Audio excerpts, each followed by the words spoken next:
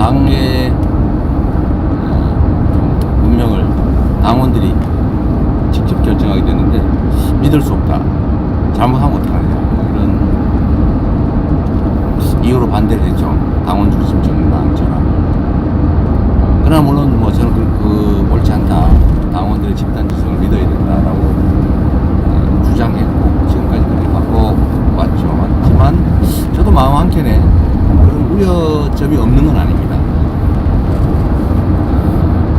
그러나 두 가지를 비교하면 어쨌든 직접민주주의적 요소를 강화하고 당원 중심 대중정당, 대중들이 국민들이 참여할 만한 그런 정당으로 바꾸는 것은 필요하다라고 생각했고 지금까지는 순항해 온 것 같아요. 순항했던 것 같습니다. 아직까지는 큰 문제 없이. 이것도 일종의 실험일 수 있는데 처음 시작하는 거죠. 첫 길을 가는 겁니다. 당원 여러분들께서 좀 잘 하시겠지만 자부심 가지고 내가 민주당을 책임지고 있고 또 민주당이 곧 이 나라의 운명을 담당하는 주요 정치 세력이기 때문에 내 손에 이 나라 운명이 달렸다 이런 생각 해주실 걸로 믿습니다. 그리고 참여해야 돼요. 이름만 걸어놓으면 안 되죠. 참여해서 권한도 행사하고 책임도 져줘야 됩니다. 권한만 가지고 책임만 지면 안 되잖아요. 의원들도 이제 당의 주요 인사들도 이 현실을 받아들이기 시작한 것 같습니다. 특히 이번 전당대회가 분수령이 되는 것 같아요. 거의 당원들에 의해서 결정나지 않습니다. 예선전도 그랬고 최고의 순위도 선발도 거의 권리당원들 손에 달린 거죠. 인천의 선거 결과도 시당위원장 선거 결과도 그랬고요. 앞으로 다른 지역들도 많이 그럴 것 같습니다. 그래서 여러분들이 어떤 사람들로 구성되는 게 민주당을 안정적으로 국민들 신뢰를 받는 주권정당으로 인식하게 할 것인가, 믿음직한 나라 경영을 맡길 만한 그런 정당으로 국민들께서 인정을 할 수 있을까. 거기에 도움되는 멤버십이 어떤 사람들일까. 하다못해 그 순위조차도 어떤 게 더 나을까를 여러분들이 결정해 주셔야 합니다. 이제 누구도 책임질 수 없어요. 저 자신도 어떻게 할 수가 없죠.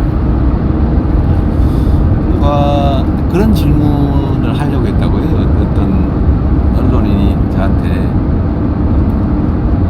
인천시당 선거 결과 또 지금의 일은 초반이긴 하지만 최고위원회 순위, 구도 이런 게 이재명의 뜻이냐 이렇게 묻더라고요. 묻기로 했다 그래. 그래서 제가 답을 뭐라고 답을 해야지 이런 생각했는데 결론은 그랬습니다. 결국 당원들이 결정한다. 이 더불어민주당의 당원 주인이라고 하는 당원이 결정한다. 대한민국의 운명을 국민들이 결정하는 거죠. 당원이 결정하는데 당원들이 결정해야 된다고 생각하고 당원들이 결정하게 된 것은 사실 제 뜻이 맞죠. 그 측면에서 내 뜻일 수는 있겠다. 그러나 그건 억지고 결국 당원들, 당의 주인인 당원의 뜻 아니냐. 그걸 왜 나한테 묻냐. 라는 취지로 얘기를 하려고 했죠. 이 질문을 안 했다고 해요. 안 하더라고요. 그래서 여러분 정말 책임감 가지고 임해 주시길 바라고 제가 몇 가지 정말 부탁 하나 드리겠습니다. 몇 가지 부탁을 드리겠습니다.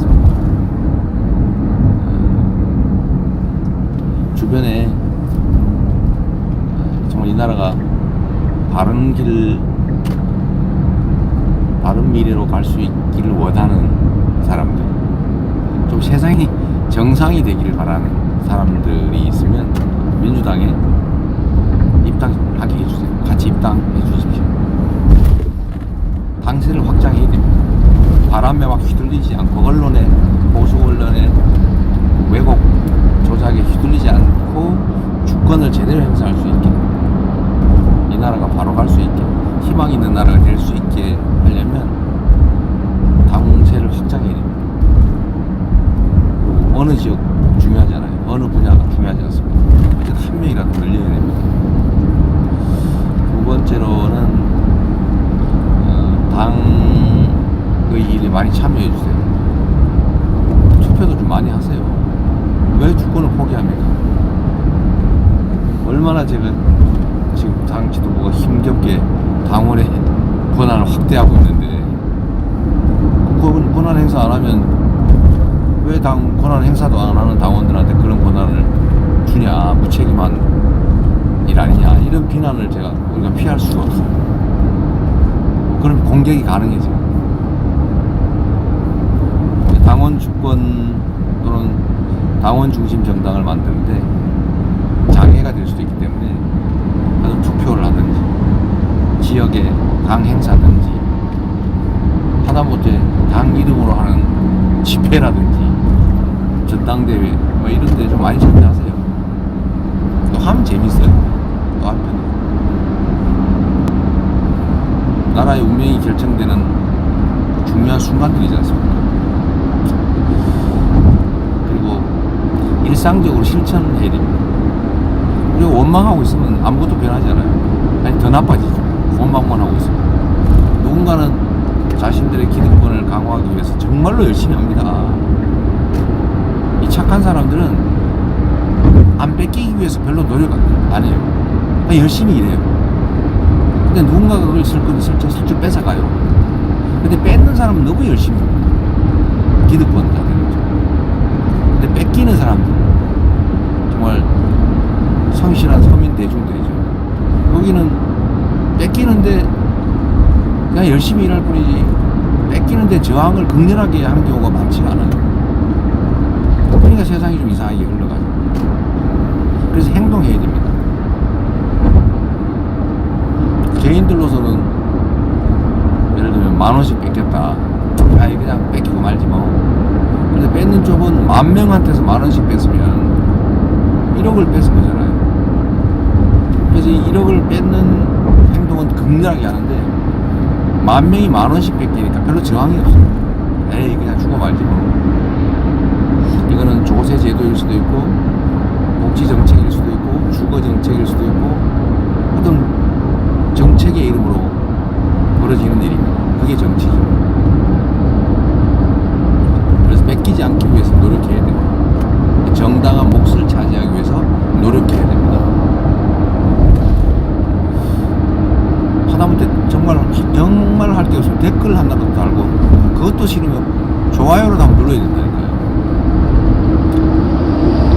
지금 호텔 기사에 좋아요가 몇 개냐가 순위로 앞 올라오잖아요. 그거 이용해가지고 기계로 댓글 순위 조작하지 않습니까? 돈 주고 알바 써가지고 댓글 조작하는 그런 집단이 있다는 거잖아요. 실제로 있어요. 제가 보고 여러 가지 이유로, 정치적으로, 경제적으로, 종교적인 이유로, 하여튼 이 기사를 조작하는, 여론을 조작하는. 근데 많은 사람들이 있습니다. 예를 들면 한번 네이버 기사나 이런 거 한번 보세요. 그 뭐 1번 댓글 기껏 최대로 말아봐야 몇천 개 아닌가요? 보통이면 몇십 개, 몇백 개로 1등 하고 있어요. 근데 2, 3등 그 밑에는 뭐 또 반대예요. 그거는 그냥 진짜 독자들이 한 거죠. 근데 돌출한 두세 개의 댓글 막 좋아요 수없이 눌려 있어가지고 앞순위라고, 저는 이게 거의 조작이라고 보는 거예요. 기계적 조작. 누군가 써서 올리고 의도적으로 막 좋아요 공유 막 누르고 앞등에 놓죠. 그런 사람들이 크게 관심 없는 사람은 아, 이게 대세인가 봐. 이게 여론 조작이죠. 근데 여기 넘어가면 안 되잖아요. 그러니까 우리도 기사를 보면 그냥 나오지 말고 동의하는지 안 하는지 한 번씩 눌러주거나, 뭐 각자 의견이라도 하나 댓글이라도 간단하게 쓰고 이러면 정상적인 여론이 반영되잖아요. 그런 작은 실천을 해야 돼요. 그 작은 실천을 마음먹고 수천 수만 명이 한다고 생각해보세요. 여론 조작이 안 되잖아요. 가짜 뉴스 막 퍼뜨리고 이러면 그게 행동으로 이거 가짜야, 이건 이래서 사실이 아니야. 그런데 공감 좋아요를 한번 누르고 가짜 뉴스는 나빠요 한번 눌러주든지 이러면 퇴출되잖아요. 이런 나비의 날개들이 모이면 태풍이 되는 겁니다. 우리는 그렇게 해야 세상이 우리를 위해서 움직여요. 가만 놔두면 세상은 선량한 사람들이 아니라 악의를 가진 반칙하는 그 집단들한테 유리하게 작동합니다. 그냥 악의로 반칙하는데 무슨 수로 이깁니까? 그래서 우리 자신을 위해서라도, 아니 뭐 지금 말 못하는 우리 금방 갓 태어난 다음 세대 우리 아기들을 위해서라도 이런 세상 물려주면 안 되지 않습니까? 그래서 행동해야 돼. 그리고 무력감에 빠지면 안 돼. 우리 무력하지 않아요. 민주주의에서 가장 중요한 것은 숫자입니다. 투표권자 수. 숫자 많은 게 이기는 거 아닌가요? 한 표라도 더 받으면 이기는 거 아니에요? 그런데 왜 다수 국민대 중에 뜻 이익에 반하는 이상한 특권적 소수가 국민의 대표가 되거나 권력을 가집니까? 투표 결과로 그렇게 되잖아요. 결국은 우리가 투표한 결과예요.